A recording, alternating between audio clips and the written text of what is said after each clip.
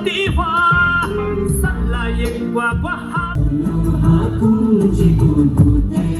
Actually मेरा first visit भी है। आने के बाद में बहुत कुछ हमको देखने मिला, बहुत अच्छा लगा। एंड हम अपने आप को भी बहुत एक प्रिविलेज फील करता हूँ यहाँ आने के बाद में।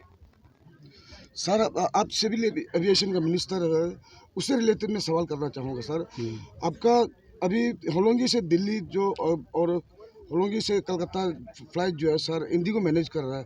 गवर्नमेंट ऑफ इंडिया ने सर बहुत सारा अभी फ्लाइट लोग को मंजूरी किया उड़ान भरने के लिए। तो आप एयर इंडिया को सर होलोंगी से दिल्ली के लिए फ़्लाइट के लिए मंजूरी क्यों नहीं मांगते हैं सर आप? अभी उसके लिए हमने ऑलरेडी हमारा गवर्नमेंट का थ्रू चीफ मिनिस्टर हमने टेकअप किया हुआ है। हमारा मिनिस्ट्री को टेकअप किया है, क्योंकि एयर इंडिया के लिए। और बहुत सा प्राइवेट पार्टी भी है अभी ऑन द लाइन में है। विदिन आई थिंक 1 फरवरी में ही हम शायद दिल्ली जाएगा होगा, तो उस चीज़ को टेकअप करने के लिए। सर, यहाँ में आप जस्ट पके बगा हॉर्नबिल फेस्टिवल के पीछे में एक हेलीपैड ग्राउंड है, जिसको कि सर डिफेंस वाला भी यूज़ करता है। आज जब हम देखा तो वहाँ में सिक्योरिटी का कोई अरेंजमेंट नहीं है सर। अच्छा। तो उसके लिए सिक्योरिटी वाल भी नहीं है, क्योंकि अक्सर पेमा खांडू जी जब भी यहाँ आते हैं, चौपर से आते हैं, तो यहीं पर लैंड करते हैं।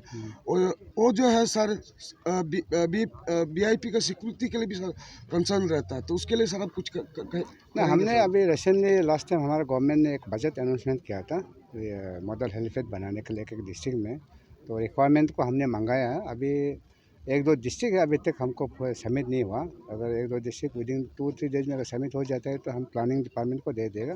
तो डेफिनेटली जहाँ जहाँ में ज़रूरी है वो तो हो जाएगा।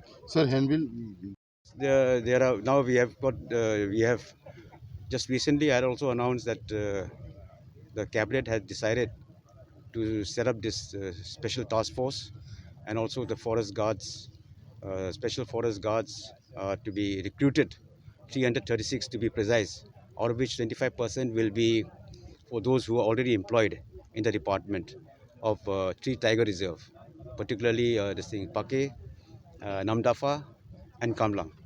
So when these come up into shape, I think we will try to minimize the poaching. But ultimately, people have to realize the potentiality of our forests and the vast scope in which we can generate income, not necessarily by poaching, by nature. I mean, bird watching, butterfly parks, safaris.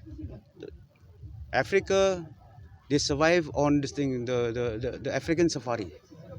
I've been to Kenya, they've got a safari, and South Africa, a lot of wild animals. I mean, people look around. So this also can be a source of income. So why should we kill it? Why should we poach? So I feel gradually people are realizing now the interest that people have taken, and the impact that it has on society, especially the younger generation.